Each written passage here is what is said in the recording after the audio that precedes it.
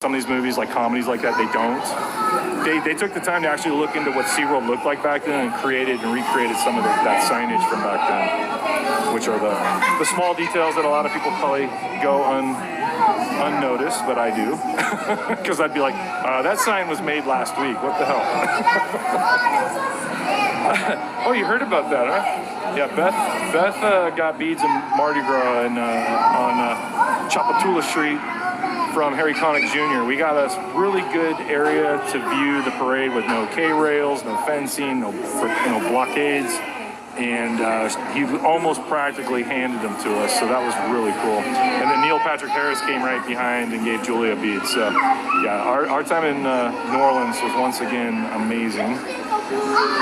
I will tell you that I think somebody mentioned in the video, Harry looked pretty tired by the time he got to us, because we were towards the end of the parade route, and he looked pretty beat.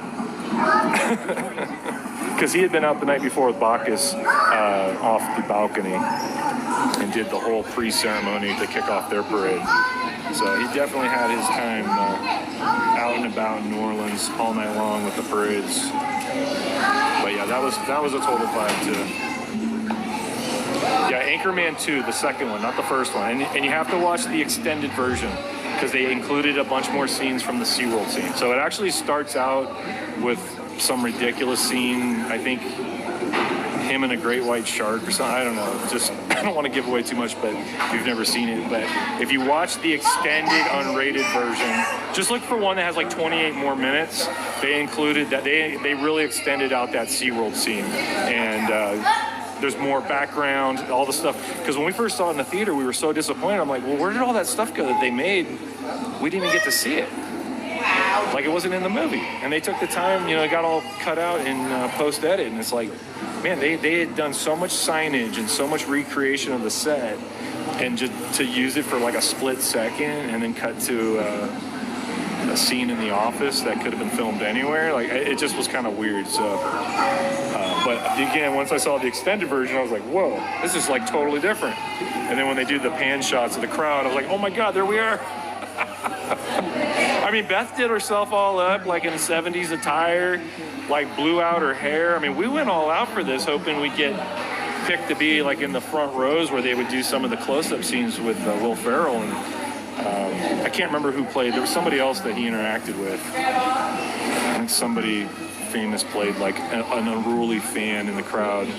And they kind of did that in the beginning. They were kind of picking people based on what they were wearing, because they did encourage you to wear outfits that was from the 70s. I actually went out of my way to buy a specific Padre hat that was super hard to find that was from that year, that exact year, because it was one year where they had the Taco Bell hat, and it had a specific design, but that detail was probably just way too small for them, right?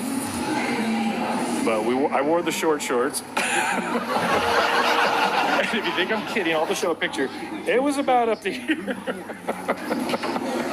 I went all out, man. I was rocking what now probably look like Hey Dudes, but then they were like loafers.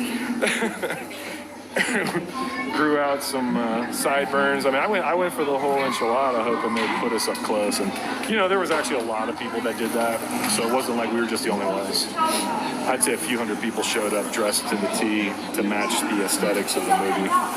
And somebody actually bought a David Winfield jersey, so he had more Padre gear than I did. The only thing I was telling somebody, I'm like, yeah, but back then I don't know that people were going to the stadium or going to sports shops and buying jerseys. That was something that kind of came in the 80s and 90s.